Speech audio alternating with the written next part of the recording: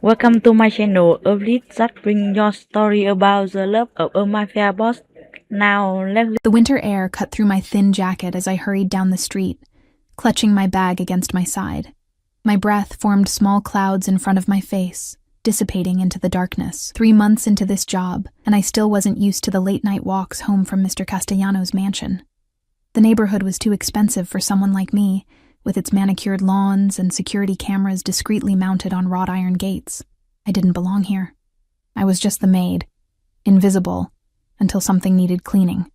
My fingertips had gone numb despite my gloves having only one small hole in the right index finger. I'd meant to stitch it up last week, but between caring for my grandmother and picking up extra shifts, finding time had been impossible. Time was a luxury I couldn't afford, much like everything else in this part of the city. The distant sound of an engine made me glance over my shoulder. A black SUV with tinted windows crawled down the street, headlights illuminating the fog that had begun to settle. I quickened my pace, my heart rate picking up. It was probably nothing. Rich people and their expensive cars were common here, but my grandmother's warnings echoed in my head. Elena, a young woman alone is always a target. Be careful, mija. I turned the corner toward the bus stop, my worn sneakers slipping slightly on a patch of ice. The SUV turned too, my throat tightened. The first time I'd met Antonio Castellano, I'd been serving champagne at a charity gala where I'd picked up catering work. I hadn't known who he was then, just that he carried himself with the quiet assurance of someone who had never been told no in his life. He wore power like a second skin, his custom suit fitting perfectly across broad shoulders. Even in a room full of wealthy people, others stepped aside for him. I'd noticed his eyes first, dark and evaluating, missing nothing. When I'd accidentally spilled a drop of champagne on his sleeve while serving, I'd expected anger. Instead, he'd looked at me as if truly seeing me, unlike the other guests who looked through the staff as if we were furniture. "I'm so sorry, sir," I'd stammered, mortified. "What's your name?" His voice was low, with an accent I couldn't quite place, Italian maybe, but Americanized after years in the States. "Elena Diaz, sir." He'd nodded once, as if filing the information away. "No harm done, Elena Diaz." A week later, his assistant had contacted me with a job offer. 3 times what I'd been making at the catering company. Too good to refuse, especially with Abuela's medical bills piling up. I hadn't questioned my good fortune. Now, as I waited at the deserted bus stop, I wondered if I should have. The black SUV rolled to a stop about 30 feet away. No one got out, but I could feel eyes on me. My phone was nearly dead, and the bus wasn't due for another 15 minutes. I clutched my pepper spray keychain, a gift from my cousin after she'd moved away to college, leaving me as Abuela's sole caretaker. Just as I considered walking to the next stop, a sleek silver Bentley turned the corner, its engine purring softly. It stopped directly in front of me. The back window lowered with a quiet hum, revealing Mr. Castellano's face, partially shadowed. "Elena, it's freezing. Get in." Not a request. My stomach nodded. In 3 months of working in his home, he'd barely spoken to me. I cleaned his mansion 6 days a week, sometimes glimpsing him in his office or kitchen, always with at least one of his associates nearby. He was unfailingly polite but distant, leaving instructions with his house manager rather than addressing me directly. So why was he here now? "The bus will be here soon, Mr. Castellano. Thank you, though." My voice sounded steadier than I felt. "The last bus left 10 minutes ago. Schedule change." He pushed the door open. "I won't ask again." I hesitated. The black SUV was still there, engine idling. Were they together? Was this some kind of trap? But what choice did I have? It was either get in his car or stand in the cold until I realized he was right about the bus. The interior of the Bentley was warm and smelled of expensive leather and his cologne, something woody with notes of amber. I sat as far from him as the seat allowed, my bag clutched on my lap like a shield. "Thank you," I managed, staring at my reflection in the window rather than at him. "You shouldn't be walking alone at night, especially in this weather." His voice had an edge I hadn't heard before. Was it concern? Annoyance? "I usually take the bus. But tonight I stayed late to finish the silver service polishing, I explained, unsure why I was justifying myself. I know. Of course he knew. It was his house. But something about the way he said it sent a shiver down my spine that had nothing to do with the cold. As the car pulled away, I noticed the black SUV falling into place behind us. My pulse quickened again. Are they with you? I nodded toward the vehicle. His expression remained impassive as he glanced back. Yes. Security. Do you always need so much security? The question slipped out before I could think better of it.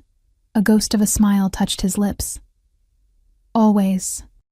We rode in silence for several minutes, the city lights casting intermittent shadows across his face.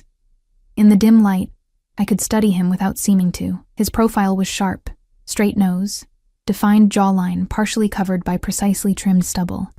A small scar cut through his left eyebrow, the only imperfection on an otherwise immaculate face. His hands rested easily on his knees, but I noticed the signet ring on his right hand, and what looked like a gun holster beneath his open coat. "Where do you live, Elena?" he asked finally. "Parkside District," I replied, deliberately vague. Something deep within warned me not to give him my exact address, though I suspected he could find it easily enough if he wanted to. He nodded and spoke quietly to the driver. I tried to push away thoughts about how this man knew when the bus schedule had changed and had found me at exactly the right moment. I tried not to think about how his men in the SUV had been following me even before he arrived. "May I ask why you were waiting for me tonight?" I finally gathered the courage to ask. "I wasn't waiting for you. I was passing by." A lie. Even I could see that. "And your security? Were they just passing by too?" His dark eyes fixed on me, evaluating my boldness. "You notice a lot for someone who works so hard to be invisible. Elena Diaz." The way he said my full name made it sound like he owned it somehow. I looked down at my worn gloves, suddenly conscious of every patch, every fraying thread in my clothing. "Being invisible is safer sometimes," I murmured. "Is that what you believe?" He leaned forward slightly. "Yet you weren't invisible tonight, were you?" My head snapped up. What does that mean? He didn't answer directly. Instead, he reached into his coat pocket and withdrew a small velvet box. "Here. Take it." I can't accept gifts from my employer," I stammered, though no such rule existed as far as I knew. It just felt wrong, dangerous even. "It's not a gift. It's a necessity." He placed the box on the seat between us. "Open it tomorrow." The car slowed as we entered my neighborhood, all crumbling apartment buildings and shuttered storefronts with security grates. The contrast to his world couldn't have been more stark. "This is close enough," I said quickly, not wanting him to see the specific building where Abuela and I lived, with its broken entry light and graffiti-covered door. He ignored me. "Which building?" When I hesitated, his eyes narrowed slightly. "Elena, which building?" "The brick one, with the green awning," I relented. The car stopped. Before I could reach for the door handle, he was out and opening my door. The driver and another man from the SUV instantly flanking him, scanning the street. I felt exposed, vulnerable, as if by bringing him here, I'd given away a secret. "Thank you for the ride," I said, stepping out and clutching my bag and the velvet box he'd insisted I take. "I'll have Marco pick you up tomorrow morning," he said, his tone making it clear this wasn't up for discussion. "That's not necessary. 6:30. He cut me off. "Be ready." As I walked toward my building, I could feel his eyes on me. Only when I reached the security door did I hear his car door close. The weight of the small velvet box seemed to burn through my bag. What had I done tonight that warranted this attention? Why was Antonio Castellano, a man who barely acknowledged my existence for 3 months, suddenly appearing at bus stops and offering rides and mysterious gifts? I climbed the stairs to our third-floor apartment, my mind racing. Abuela would be sleeping, her medication making her drift off early these days. I unlocked our door as quietly as I could, slipping inside the small apartment that smelled of her cooking and the lavender sachets she placed in every drawer. In the safety of my tiny bedroom, I finally pulled out the velvet box, My hands trembled slightly as I opened it. Inside, nestled against black velvet, was a cell phone. Sleek, expensive, and definitely not something I could afford. A small note was folded beside it. Keep this with you at all times. It's secure. AC? Secure? From what? From whom? And why would Antonio Castellano care about my safety? I set the phone on my nightstand without turning it on. Whatever game this was, I wasn't ready to play. But as I changed for bed, the realization hit me. I might not have a choice. The invisible line I'd crossed tonight wasn't one I could step back over. Tomorrow I'd go to work as usual. I'd polish his floors and dust his bookshelves and clean his windows. And I'd pretend that tonight never happened. But even as I made this plan, I knew one thing with absolute certainty. Things would never be the same again. I'd been seen. And in Antonio Castellano's world, I suspected that being seen was the most dangerous thing of all. Morning came too quickly. I'd barely slept, tossing and turning as my mind replayed the previous night's encounter. The phone sat untouched on my nightstand, a silent reminder that something had shifted in my carefully constructed world. "Mija, there's a car outside," Abuela called, her voice tinged with suspicion. "A fancy one." I joined her at our small window. Sure enough, a black Mercedes waited at the curb, a driver in a suit standing beside it. Not the Bentley from last night, but unmistakably one of Mr. Castellano's vehicles. "It's from work," I explained, trying to sound casual. "My boss is sending me rides now." Abuela's eyebrows rose, disappearing beneath her silver bangs. At 72, she missed very little. "Since when do cleaning ladies get chauffeured?" "It's temporary, because of the weather." The lie felt heavy on my tongue. I'd never kept secrets from her before. She studied my face, then made the sign of the cross. "Be careful, Elena. When rich men suddenly notice pretty young women, it rarely ends well." "It's not like that," I protested, though I wasn't entirely sure what it was. "Take your father's medal today," she insisted, retrieving the small St. Christopher pendant from her jewelry box. "For protection." I let her fasten it around my neck, more for her peace of mind than my own. My father had died when I was 12, leaving us with little besides this silver medallion and a stack of gambling debts.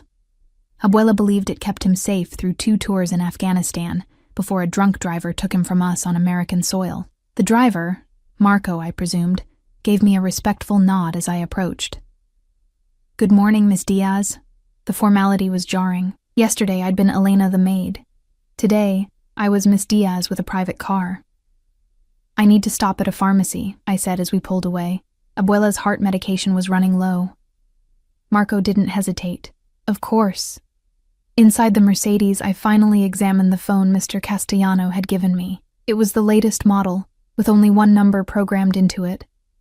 No name, just a single contact. I turned it off and buried it back in my bag. The Castellano estate looked different in the pale morning light, less intimidating but no less impressive. 3 stories of limestone and glass perched on a hilltop, surrounded by meticulously landscaped grounds. As we pulled through the gates, I noticed 2 men I'd never seen before patrolling the perimeter. Mrs. Winters, the house manager, met me at the service entrance, her perpetually pinched expression more severe than usual. "You're to work in the East Wing today," she instructed, handing me a different set of keys. "Mr. Castellano's private quarters need attention." My stomach dropped. In 3 months, I'd never been allowed in his personal rooms. The East Wing was off limits to regular staff. "Is there a special reason?" I ventured. Her lips thinned further. "He requested you specifically." She leaned closer, her voice dropping. "Whatever you think is happening, Elena, I advise you to remember your position. Mr. Castellano has certain patterns with staff. They don't end well." With that cryptic warning, she turned and clip-clopped away on her sensible heels. The East Wing was a revelation. While the rest of the mansion was immaculately decorated in a magazine-perfect style that spoke of professional designers, his private space felt different. Personal, almost. Dark woods, leather-bound books, and artwork that wasn't chosen to impress but to be enjoyed. A Goya sketch hung beside what looked like a child's framed drawing. A worn leather chair faced the window overlooking the city skyline, a book splayed open on its arm. I began with the bathroom, a masculine space of black marble and brushed steel. His scent lingered here, that same amber cologne, mingling with shower steam and shaving soap. I worked methodically, trying not to notice personal items. The prescription bottle on the counter, omeprazole, for ulcers. A gold watch carelessly set aside, a dog-eared paperback of Marquez's 100 Years of Solitude in the original Spanish. Each item painted a picture of the man that contradicted my assumptions. The feared employer, the man who traveled with armed security, read Garcia Marquez in Spanish and had ulcers. It felt invasive, this glimpse into his private world. I was changing the bedding when I heard the door open. My hands froze on the silky black sheets. "Don't stop on my account," his voice, low and controlled as always. I didn't turn around. "I can come back later, Mr. Castellano." Antonio. That made me look up. He stood in the doorway, suit jacket off, the top button of his shirt undone, less formal than I'd ever seen him. "Excuse me?" "My name is Antonio. When we're alone, I'd prefer you use it." He stepped into the room. "Did you bring the phone?" I nodded, continuing to smooth the sheets with hands that weren't quite steady. "Is it on?" "No." He sighed, crossing to where I stood. "The purpose of a security phone, Elena, is that it's on and with you." He extended his hand. "May I?" Reluctantly, I retrieved it from my bag. He took it, his fingers brushing mine for the briefest moment. "It's not what you think," he said, activating the phone. "This isn't a tracking device or a way to spy on you. It's a direct line, to me. If you need anything, if you feel unsafe..." He paused, dark eyes meeting mine. "One button, that's all." "Why would I feel unsafe?" His expression hardened almost imperceptibly. "Did you turn on the local news this morning?" I shook my head. "Maria Vasquez was found in the park 3 blocks from your apartment, 24 years old, strangled." My blood ran cold. Maria worked at the corner bodega near my building. She'd sold me milk just 2 days ago, complaining about her boyfriend's jealousy. That's terrible," I managed. "Yes." He returned the phone to me. 3 women in that neighborhood in 2 months. All young, all Hispanic, all walking alone at night. Understanding dawned slowly. "The SUV last night. They weren't following me for you. They were protecting me." A muscle in his jaw tightened. "I should have arranged transportation for you weeks ago. An oversight I won't repeat." I struggled to reconcile this concern with the distant employer I'd known. "Why me? You have dozens of employees. Not all of them walk home alone through unsafe neighborhoods." He moved to the window, looking out over the grounds. "Not all of them have someone depending on them." My spine stiffened. "You know about my grandmother? I make it my business to know about the people who enter my home." He turned back to face me. "Your loyalty to her is admirable. Rare these days." There was something in his voice, a note of respect perhaps, but also something else. Loneliness? No, that couldn't be right. Not for a man like him. "The phone stays on," he continued, brooking no argument. "And you accept the rides, morning and evening. For how long? Until it's safe." The implication that he would determine when that was hung in the air between us. "And if I refuse? If I quit?" The words were bold, perhaps foolish, but I needed to know if I had a choice. His expression didn't change, but something flickered in his eyes. "Then I'd have to find another reason to ensure your safety." It wasn't a threat exactly, but it wasn't a simple statement either. There was weight behind his words, an absolute certainty that what he wanted would happen one way or another. "Why do you care?" I asked quietly. He considered me for a long moment. "Finish your work, Elena. We'll talk more later." With that, he left, the scent of his cologne lingering in the air. I sank onto the half-made bed, my heart racing. What had I stumbled into? Throughout the day, I felt eyes on me as I worked. Not just his, though I caught him watching me once from his office doorway, but others. The security detail, Mrs. Winters. Even the gardener seemed to observe me with new interest. By afternoon, I'd pieced together fragments of whispered conversations. Something about a rival family making threats. Someone named Vincenzo being released from prison. Security protocols being upgraded.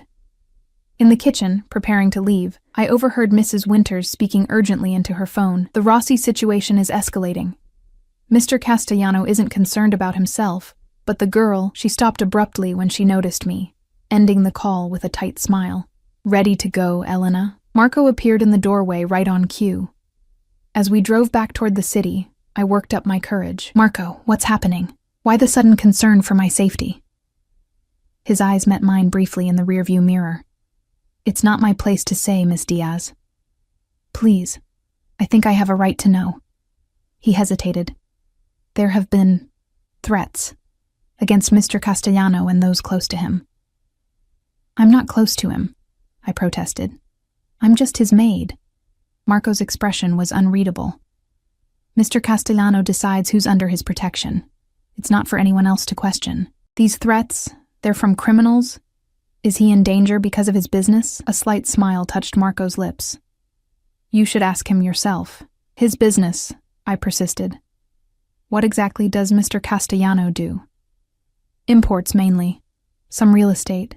Investments. The practiced answer came too smoothly. And that requires armed guards? In some circles, yes. We lapsed into silence for the remainder of the journey. As we approached my neighborhood, Marco took an unexpected turn. This isn't the way to my apartment, I observed. A flutter of panic rising. Change of plans. Mr. Castellano would like to speak with you. Now? Where? His city residence. I'd heard rumors of Antonio Castellano's penthouse downtown, but had never seen it. Unlike the suburban mansion where I worked, this was his true home.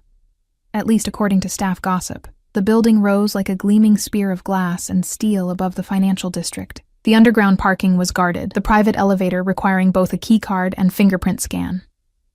Marco escorted me up, handing me off to a stern-looking man in the penthouse foyer. Miss Diaz, welcome. I'm Vincent, head of Mr. Castellano's security. Please.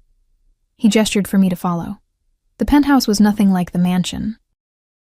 Where that was traditional, almost old world in its opulence, this space was starkly modern, all clean lines and open spaces, walls of glass revealing panoramic city views.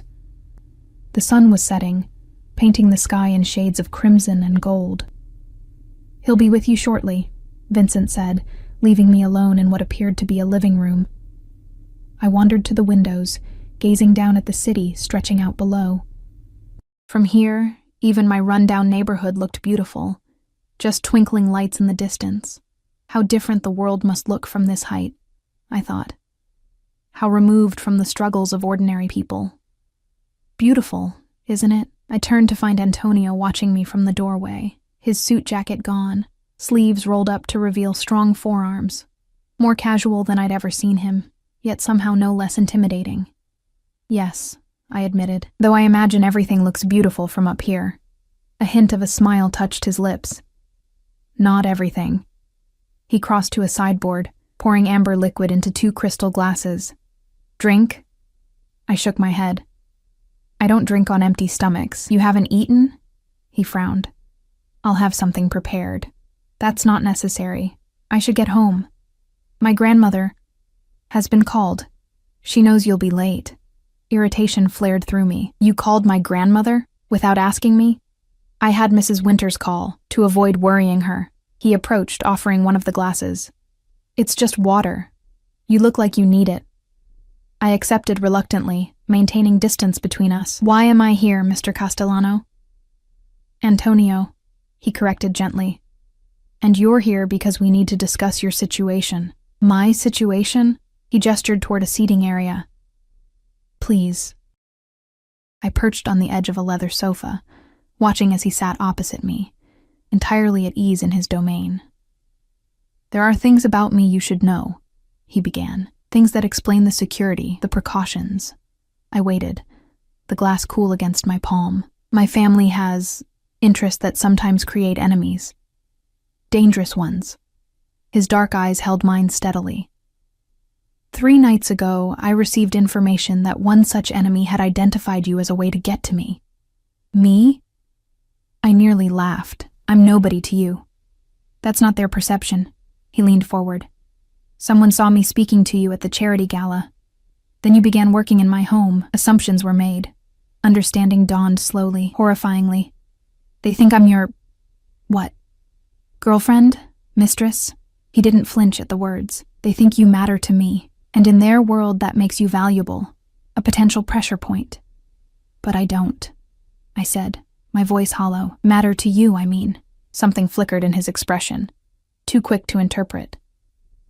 You work in my home. You're under my responsibility. That's enough. The murdered women in my neighborhood, unrelated, as far as we know. But it highlighted the risk you were already facing. He set his glass down carefully. Elena, I need you to understand something. The people threatening you won't care that you're just a maid. They won't believe it, and even if they did, it wouldn't matter. In their eyes, you're connected to me. That makes you a target. Fear, cold and absolute, settled in my stomach. What am I supposed to do? Accept my protection, follow security protocols, and… He hesitated, unusual for a man who seemed so certain of everything. Consider a temporary relocation. Relocation? You mean leave my home? My grandmother? No, I stood abruptly. I can't do that. Your grandmother would come too, of course. I have a property. No, I repeated firmly. We're not leaving our apartment. He studied me, something like respect in his gaze. Then we strengthened security there. New locks, monitoring system, guards. Guards outside my apartment. The neighbors will think… I don't care what they think. He cut in, voice hardening.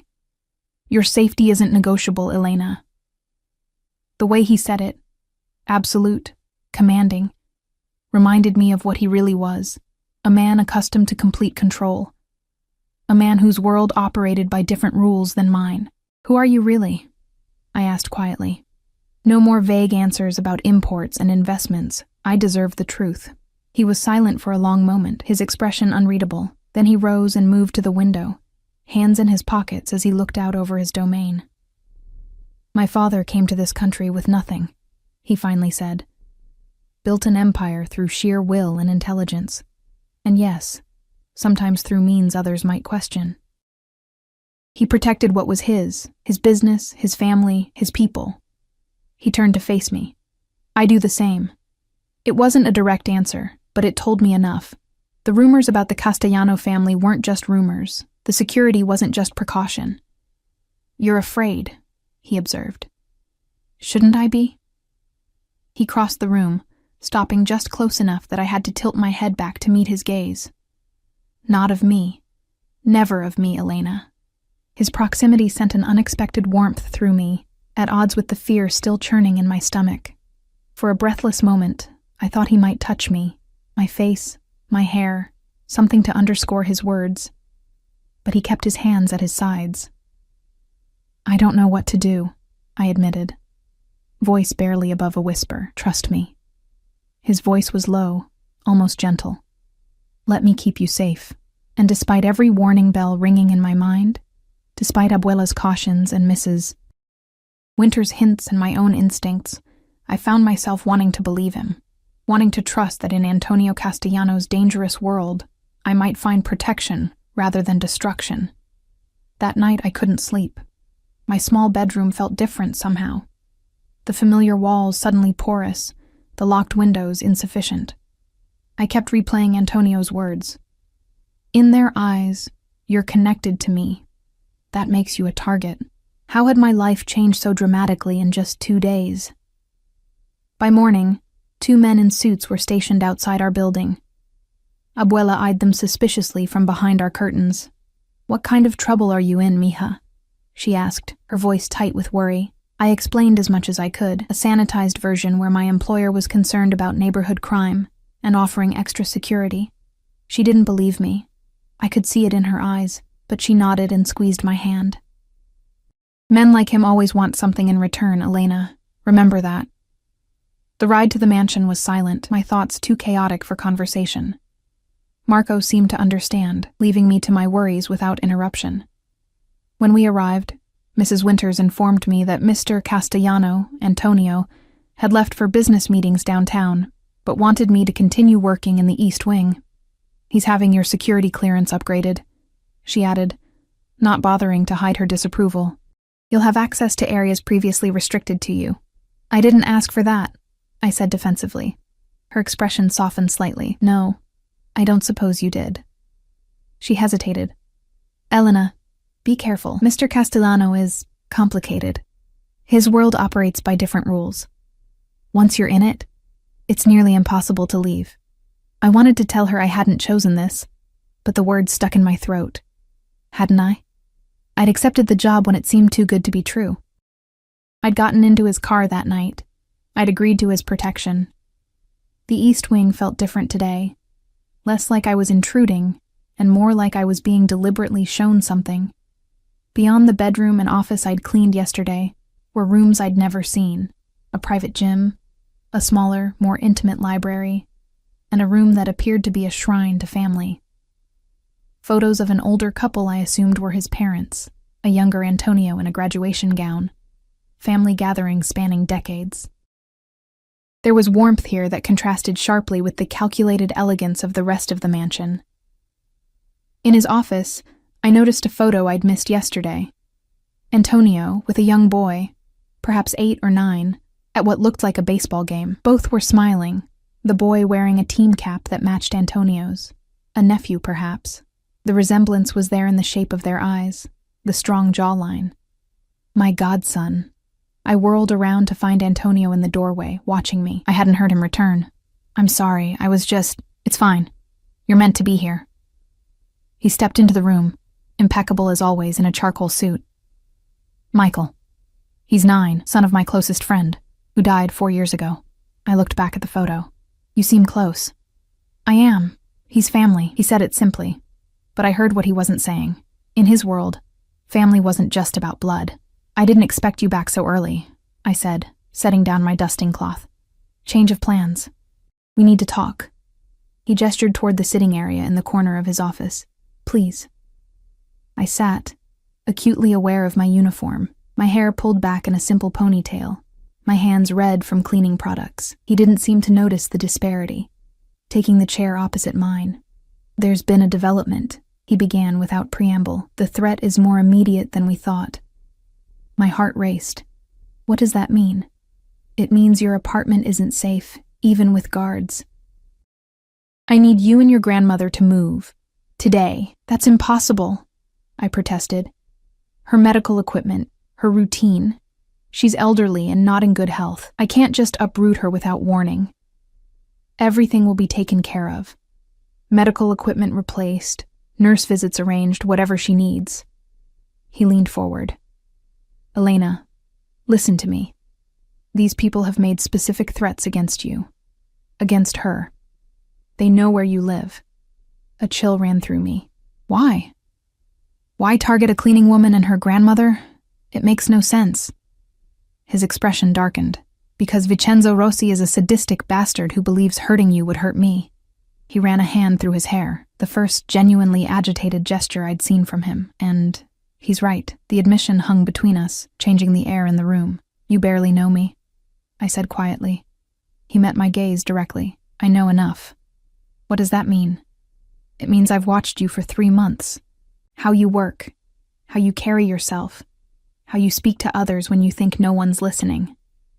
His voice was low, intense. I know you send money to your cousin in college. I know you read to your grandmother when her eyes are too tired. I know you're kind to people who've shown you no kindness. I should have been frightened by how much he knew. But instead, I felt seen in a way I hadn't in years. You've been watching me all this time? At first, it was standard background monitoring for a new employee. Then, he paused, as if considering his next words carefully. Then it became something else. What? Interest. The word was simple, but laden with meaning. You intrigued me, Elena. You still do. My face warmed under his steady gaze. So this protection, it's not just because I work for you. No. The directness of his answer startled me. I'd expected him to deflect, to maintain the employer-employee pretense we'd been carefully preserving. I don't know what to say, I admitted. Say you'll move. Today, let me keep you safe. I thought of Abuela, of our small apartment filled with memories and familiar comforts. And I thought of Maria Vasquez, found strangled in the park. Where would we go? Relief flickered across his face. I have a property in the historic district. Private, secure, comfortable. Your grandmother would have her own suite, adapted to her needs. For how long? Until the threat is eliminated. I didn't want to know what eliminated meant in his world. And then what? We go back to our lives as if nothing happened? You go back to being my employer? And I go back to being your maid? Something changed in his expression. A softening around the eyes, a slight parting of lips. Is that what you want? The question caught me off guard. I don't know what I want anymore. 2 days ago, my life made sense. He reached out, his hand covering mine on the armrest. The touch was electric, sending warmth up my arm. I can't go back to pretending, Elena. Not now. Pretending what? That I don't see you, that you don't matter. His thumb traced small circles on my skin. That I don't think about you. My breath caught. This was dangerous territory, far more dangerous than threats from rival families. This was the line Mrs. Winters had warned me about, the pattern she'd hinted at. There are rumors, I said carefully, about you and female staff. His hand stilled but didn't withdraw. What rumors? That you have patterns, that things don't end well. A shadow crossed his face. One relationship, 5 years ago. She worked as my personal assistant. He withdrew his hand. It ended badly, yes, but not for the reasons people assume.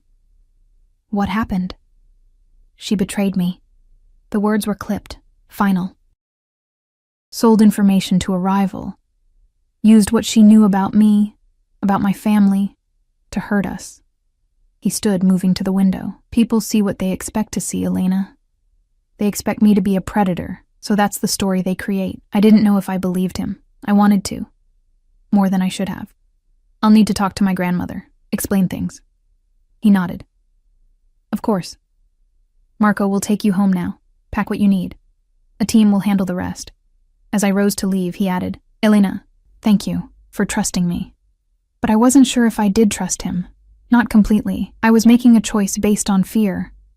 Fear of the threat against us, yes, but also fear of what might happen if I refused him. At home, Abuela took the news with surprising calm. I knew something was wrong, she said, her arthritic hands folded in her lap. This man, he's dangerous, isn't he? He says he'll protect us, I answered, avoiding the question. She studied my face. And you believe him? I don't know that we have a choice. Her smile was sad. There's always a choice, mija, but sometimes all the options are bad ones.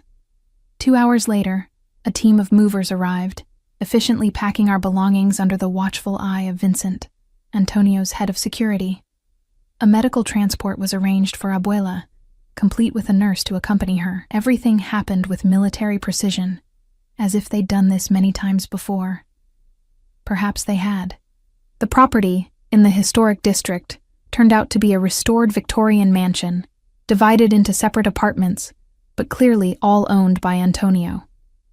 Our unit was on the first floor, accessible for Abuela, with wide doorways to accommodate her wheelchair on bad days.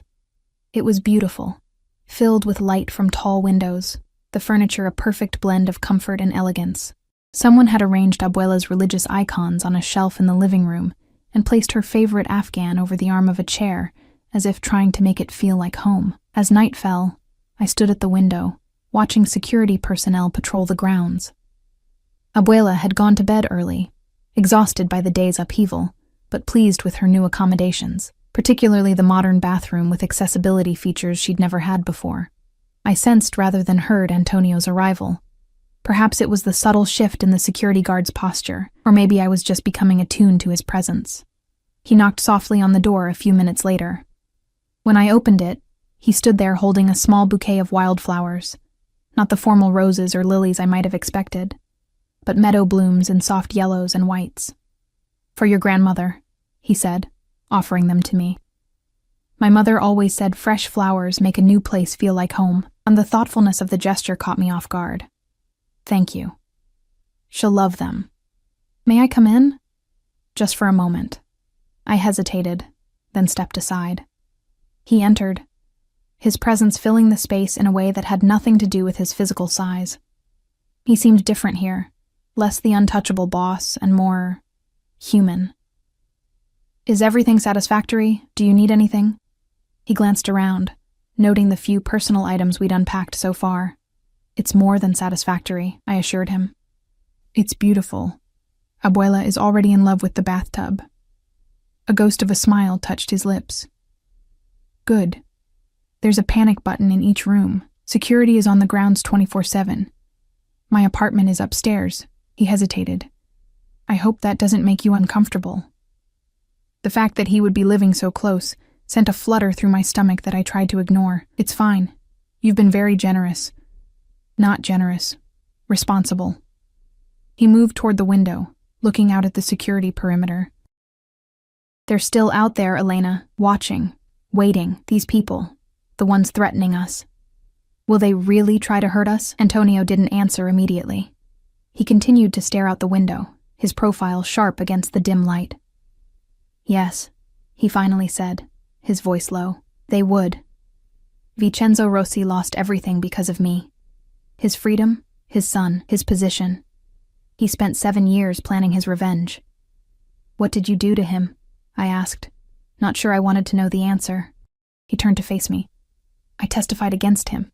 He ordered the murder of a family, including 2 children over a business dispute. I couldn't, he paused, something raw flickering across his face. Even in my world, there are lines you don't cross. Your world, I repeated softly. The Mafia. He didn't flinch at the word. That's what people call it. I prefer to think of it as a family business with certain traditional structures. Despite everything, a small laugh escaped me. That's quite a euphemism. A hint of a smile touched his lips. It's also the truth. My father built legitimate businesses. Shipping, real estate, construction. The other aspects, he shrugged. They became necessary in certain environments. And you? Did they become necessary for you too? His eyes held mine. I do what's needed to protect what's mine. The words sent a shiver down my spine, not entirely from fear. There was something undeniably compelling about his certainty, his absolute commitment to protection. Am I yours now? The question slipped out before I could stop it, hanging in the air between us. He stepped closer, close enough that I could smell his cologne, feel the heat radiating from his body. Do you want to be? My heart raced. This was happening too fast, spinning out of control. 2 days ago, he had been my distant employer. Now we stood in an apartment he'd provided, discussing whether I belonged to him in some way. I don't know what I want, I admitted. Everything's happened so quickly, he nodded, not pushing. Get some rest, Elena. We'll talk more tomorrow. He moved toward the door, pausing with his hand on the knob. Lock this behind me. Don't open it for anyone but me or Vincent. Understood? Yes. After he left, I leaned against the door, my thoughts in turmoil. What was I doing? Abuela's warnings echoed in my mind. Men like him always want something in return. But what did Antonio Castellano want from me? The next few days established a new routine. Marco drove me to the mansion each morning, where I continued my usual cleaning duties. Antonio was often absent, dealing with what Mrs. Winters vaguely referred to as the situation. Each evening, I returned to the Victorian, where Abuela waited with stories about her day, her new nurse Maria, and the garden she could see from her window. On the 4th night, Antonio invited us to dinner in his apartment upstairs. I was nervous, but Abuela insisted on going. I want to meet this man who's turned our lives upside down, she said firmly, adjusting her best cardigan. His apartment occupied the entire top floor, a stunning space with original woodwork, restored to gleaming perfection, modern furnishings in warm tones, and a wall of windows overlooking the city. But what surprised me most was how lived-in it felt. Books lay open on side tables, a half-finished chess game sat in one corner, and family photos adorned the walls. Antonio greeted Abuela with old-world courtesy, kissing her hand and speaking to her in Spanish that was surprisingly fluent. Your grandmother is formidable, he told me later, as we cleared dinner plates while Abuela rested in a comfortable chair by the fire. She asked if my intentions toward you were honorable. Heat rushed to my face. She didn't. She absolutely did. His eyes crinkled with amusement. Then she threatened me with divine retribution if I hurt you. I'm so sorry. Don't be. I admire her protective instinct. He rinsed a plate, passing it to me to dry.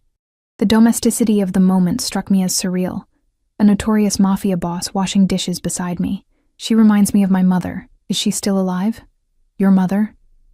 A shadow crossed his face. No. Cancer 3 years ago. I'm sorry. It was a blessing in the end. She didn't suffer long. He handed me the last dish. My father never recovered from losing her. He died 6 months later. They must have loved each other very much. They did. He dried his hands on a towel. In our family, that's how it is. One love, one lifetime. Divorce doesn't exist.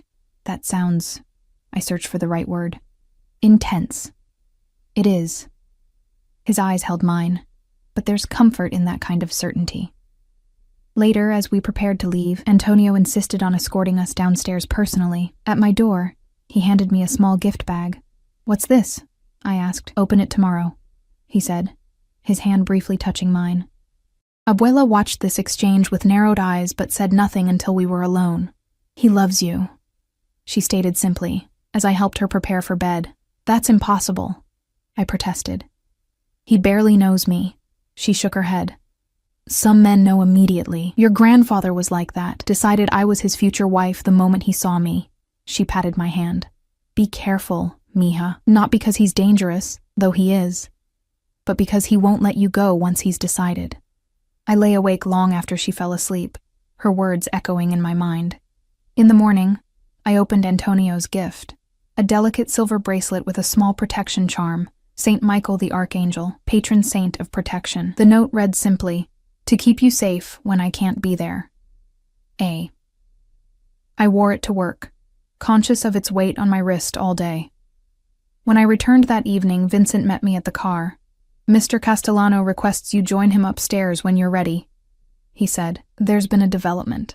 My stomach knotted with anxiety as I checked on Abuela, napping peacefully, and changed from my work uniform into jeans and a simple blouse. When I reached Antonio's apartment, he was on the phone, his voice tense as he spoke rapidly in Italian. He gestured for me to sit while he finished the call. We've identified a leak, he said without preamble, after hanging up. Someone close to me has been feeding information to the Rossis. They know about this safe house. Fear shot through me. Are we in danger? Should we move again? No. He poured 2 glasses of wine, handing one to me. The leak has been addressed, and I've tripled security here. You're actually safer now because we know where to focus our attention. I didn't ask what addressed meant. Some details of his world were better left unexamined. Who was it? Someone I trusted. His expression hardened. It doesn't matter now. But I could see it mattered very much. Betrayal was clearly something Antonio Castellano didn't forgive easily. There's something else, he continued, sitting beside me on the sofa. Rossi's son was spotted near your old apartment last night, looking for you. My blood ran cold. Do they know about Abuela? Would they hurt her to get to me? They know about her. And yes, they would. He took my hand, his thumb brushing over the bracelet he'd given me. Elena, I need you to understand something. In my world, family is both our greatest strength and our most dangerous vulnerability. Rossi knows that. He'll target anyone connected to me, but especially... He hesitated. Especially what? I prompted. Especially anyone I might care for romantically. His dark eyes held mine. The rumors about us have spread. It doesn't matter whether they're true. Perception is reality. So I'm in danger because people think I'm your... I couldn't finish the sentence. Yes. He didn't look away. But you'd be safest if it were true. What do you mean? If you were officially under my protection, as my partner. His grip on my hand tightened slightly. No one would dare touch you then. The rules are clear about family. I stared at him, trying to process what he was suggesting. You want to pretend we're together? For protection? Something flickered in his eyes. Disappointment, perhaps? Not pretend, Elena. Be together. The directness of it took my breath away. You can't be serious. We barely know each other. I know everything that matters. He moved closer, his free hand coming up to touch my face. I know you're loyal, kind, brave. I know you love fiercely and protect what's yours. I know I haven't stopped thinking about you since the moment you spilled champagne on my sleeve and looked at me with those defiant eyes, my heart hammered against my ribs. This is insane. You're my boss. Not anymore. His thumb traced my cheekbone. Consider yourself permanently relieved of cleaning duties. Despite everything, the danger, the absurdity of the situation. A laugh bubbled up from my chest. You can't just decide these things for me. No, he agreed, his expression softening. I can't. The choice is yours, Elena. It always has been. But had it? From the moment I'd accepted that too-good-to-be-true job offer, hadn't I been on a path that led inevitably to this moment? To him? I need time to think, I said finally. He nodded, withdrawing his hand. Of course. But not too much time. Rossi is getting desperate. The next morning, I woke to the sound of raised voices. Antonio was in our living room, arguing quietly but intensely with Vincent. What's happening? I asked, pulling my robe tighter around me. Both men turned. Vincent looked grim. Antonio furious. There's been a threat, Antonio said, his voice controlled but tight, more specific this time, against you and your grandmother. Fear curled through my stomach. What kind of threat? They know about her medical condition. They threatened to. He stopped, jaw clenching. Vincent finished for him. They threatened to cut off her oxygen while you were forced to watch. The room seemed to tilt beneath me. Antonio was at my side instantly, his arm around my waist, keeping me upright. It won't happen, he said fiercely. I won't let it happen, but we need to move you both to a more secure location immediately. Where? I asked, my voice small. My estate in the mountains. Remote, fortified, completely secure. He led me to the sofa, sitting beside me. Elena, listen to me. This has escalated beyond what I anticipated. Rossi is unraveling. He's becoming unpredictable. Because of me? Because he thinks I'm important to you? My voice cracked. Then tell him I'm not. Tell him I'm nothing to you. Just an employee you're protecting out of obligation. Antonio's eyes darkened. I won't lie about what you mean to me, not even to protect you. Then what am I supposed to do? Keep running? Hide in the mountains forever? Tears of frustration burned my eyes. This isn't my world, Antonio. I didn't ask for any of this. His expression softened as he took my hand. I know. And I'm sorry for drawing you into it. He hesitated. There is another option. A permanent solution. What? Marry me. The words hung in the air between us. Impossible and absolute. My mind went blank, unable to process what he'd just proposed. What did you say? My voice was barely audible. Marry me, Antonio repeated, his dark eyes never leaving mine. Become my wife. Officially part of my family. No one, not even Vincenzo Rossi, would dare touch you then. Vincent discreetly stepped out, leaving us alone. I stood up, needing space, needing to breathe. The room suddenly felt too small, the walls closing in. You're asking me to marry you as a security measure? The words tasted bitter. No. Antonio rose too, his tall frame casting a shadow in the morning light. I'm asking you to marry me because I want you as my wife. The protection it offers is a benefit, not the reason. This is insane, I whispered, wrapping my arms around myself. We've known each other for what? A week? 2? I've known you for 3 months, he corrected gently. Watched you. Learned about you. And in my family, we don't waste time when we find the one we want. The one you want, I echoed. Antonio, you don't even know if I feel anything for you. He stepped closer, the scent of his cologne enveloping me. Don't you? The question struck at something I'd been avoiding. The undeniable pull I felt toward him. The electricity that sparked between us whenever we were close. It wasn't just fear or fascination with his dangerous world. It was something more primal, more honest. That's not the point, I deflected. Marriage isn't something you rush into because of threats and danger. It's sacred. I agree. He reached for my hand, his touch warm and steady, which is why I wouldn't ask if I wasn't certain. I don't take vows lightly, Elena. I searched his face for signs of manipulation, calculation, anything that would let me dismiss this as another power play.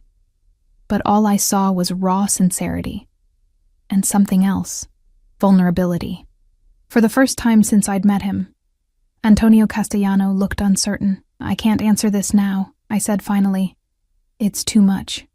He nodded, disappointment flickering across his features before his usual controlled expression returned. "We still need to move you to the mountain estate.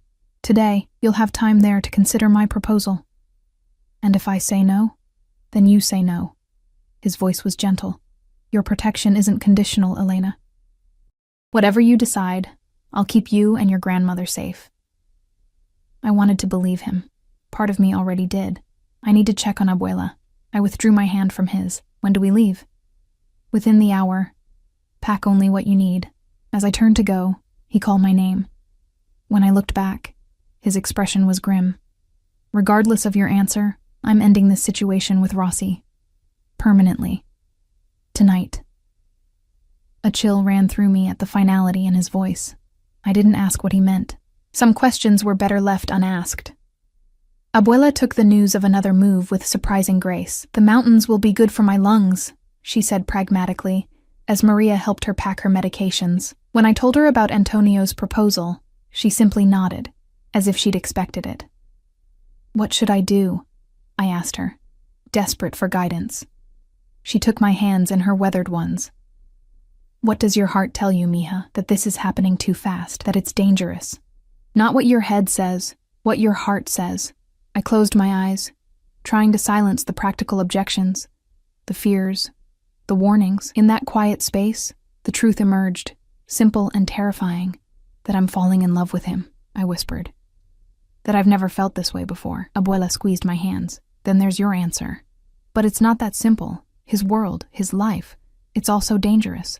"Life is dangerous, Elena. Love is dangerous." Her eyes, clouded with cataracts but still sharp with wisdom, held mine. "The question is whether he's worth the risk." The journey to the mountain estate took 3 hours by car, or rather, by armed convoy. Antonio rode with us, sitting beside me in the back seat while Abuela dozed against the window. His hand found mine on the seat between us, our fingers intertwining in silent communication. The estate was breathtaking, a sprawling stone mansion nestled among pine trees, overlooking a pristine lake. Mountains rose behind it, their peaks still capped with snow despite the spring warmth. Security was everywhere, but discreetly positioned, almost invisible unless you knew where to look. "It's beautiful," I murmured as we pulled up to the main entrance. "It was my mother's favorite place," Antonio said, his voice soft with memory. She used to say the mountains reminded her that some things are eternal, unchangeable. Inside, the house was warm and inviting, more rustic than his other properties, but no less luxurious. Abuela was settled into a suite on the main floor with a view of the gardens. I was given rooms upstairs, adjacent to Antonio's, but with my own private space. "Make yourself at home," he told me, as a staff member brought in my few belongings. "I have calls to make, preparations." He hesitated. "I'll leave for the city tonight, to deal with Rossi." My stomach knotted. "Is it dangerous?" A ghost of a smile touched his lips. "Everything worth doing carries some risk. Will you—" I swallowed hard. "Will you kill him?" His expression didn't change, but something shifted in his eyes. "Do you really want the answer to that question, Elena?" I thought about it, then shook my head. "No, I don't think I do." He nodded, understanding without judgment. "I'll return tomorrow. You'll be safe here until then." He stepped closer, his hand coming up to cup my face. "Think about what I asked you, please." Before I could respond, he leaned down and pressed his lips to my forehead, a gesture so tender it made my heart ache. Then he was gone, leaving me with a decision that would change the course of my life forever. I spent the afternoon exploring the estate with Abuela, who seemed to gain energy from the mountain air. We walked through gardens bursting with spring flowers and sat beside the lake, watching birds swoop over the glittering water. It was peaceful, idyllic, hard to believe that somewhere Antonio was preparing for what might be a deadly confrontation. As evening fell, a staff member informed us that dinner was served on the terrace. Abuela begged off, claiming tiredness, but I suspected she was giving me space to think. I dined alone, watching the sunset paint the mountains in shades of gold and crimson. my mind circling the same questions over and over. Could I marry a man like Antonio Castellano? Could I accept what he was, what he did? Could I live in his world, with its dangers and dark corners? And beyond the practical considerations, did I love him? Could love grow so quickly? Or was it just the intensity of our circumstances creating the illusion of deeper feelings? By midnight, unable to sleep, I found myself wandering the quiet halls of the mansion. Most of the staff had retired, though I knew security remained vigilant outside. In a small library off the main hall, a fire still burned in the hearth. I curled up in an armchair before it, watching the flames dance. Can't sleep? I turned to find Vincent in the doorway, his usual stern expression softened by the firelight. No, I admitted, too much on my mind. He entered, taking the chair opposite mine. He asked you to marry him. It wasn't a question. Yes. Vincent nodded, unsurprised. He told me he would. Before we left the city. What do you think about it? I asked, curious about the perspective of someone who knew Antonio so well. Vincent considered the question. I've worked for Mr. Castellano for 15 years, seen him through good times and bad. Protected him, advised him, sometimes disagreed with him. He paused. I've never seen him like this before, not with anyone. Like what? Vulnerable. Vincent looked directly at me. You have power over him, Elena. Whether you realize it or not. Whether you want it or not, the thought was both exhilarating and terrifying. I don't want power over him. I just want, what? To understand what I'm feeling, to know if it's real, or just a reaction to all this chaos. Vincent's smile was unexpected, transforming his severe features. If you were just reacting to the situation, you'd have already said yes. Danger makes people impulsive. Thoughtfulness, that suggests something deeper. His words stayed with me as I finally retired to bed, falling into a fitful sleep filled with dreams of Antonio, sometimes reaching for me across an unbridgeable chasm, sometimes holding me close as shadows gathered around us. I woke to sunlight streaming through the windows and the distant sound of a helicopter. Rushing to the balcony, I saw it landing on a pad near the lake, figures emerging from it. Even from a distance, I recognized Antonio's confident stride. He was back. Which meant it was over. I dressed quickly and went downstairs, finding him in the main hall, giving instructions to Vincent. He looked tired but unharmed. No visible injuries, no sign of conflict except for the shadows beneath his eyes. When he saw me, everything else seemed to fade into the background. Elena. My name on his lips sounded like a prayer. You're back, I said unnecessarily, my heart racing. Is it over? He nodded once. Completely. Vincent and the other men discreetly withdrew, leaving us alone. Antonio crossed to me in 3 long strides, his hands coming up to frame my face. I couldn't wait to get back to you, he said, his voice low and intense. Every minute felt like an eternity. Are you hurt? I searched his face, his hands. No. His thumbs traced my cheekbones gently. Are you ready to tell me your decision? I took a deep breath. I have conditions. A smile touched his lips. I expected nothing less. Tell me. Abuela stays with us, wherever we live. She gets the best care possible, of course. I want to finish my education, the degree I had to abandon when my father died and we needed money. Whatever you want to study, wherever you want to go. His hands slid down to rest on my shoulders. I need to know everything about your business. No secrets. If I'm going to be part of your world, I can't be kept in the dark. This gave him pause.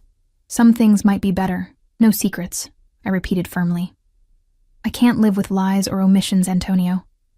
I need to know exactly what I'm agreeing to. He studied me for a long moment, then nodded. No secrets. But I warn you, Elena.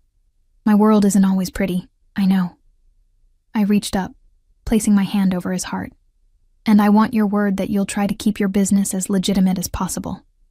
For our future. For any children we might have. Something flickered in his eyes at the mention of children. A softness. A yearning. You have my word. One last thing. I held his gaze steadily. I need to know this is real, that you're asking me to marry you because you love me. not because of some old-world sense of protection or obligation. Elena. His voice was rough with emotion. He took my hand from his chest and placed it against his cheek. From the moment I saw you, something inside me recognized you. Call it fate, destiny, whatever you want. But I knew. Every day since has only confirmed what I already felt.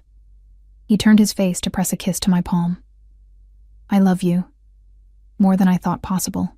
More than I've ever loved anyone. The simple declaration, spoken with such raw honesty, broke down the last of my resistance.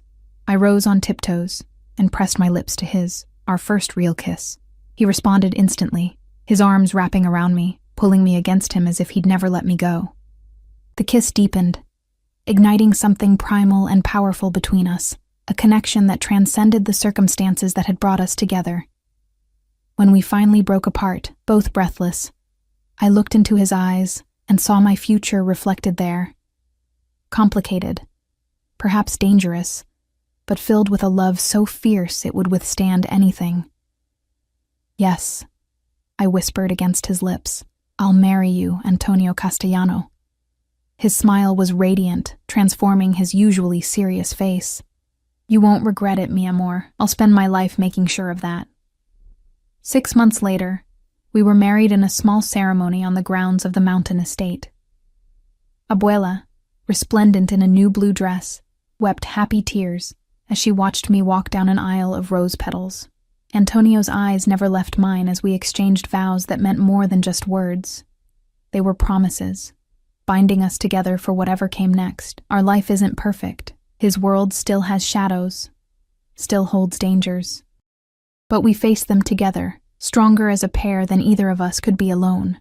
And in the quiet moments, when he holds me in the dark, when we walk by the lake, when he reads to Abuela in the garden, I know I made the right choice. Sometimes love finds you in the most unexpected circumstances.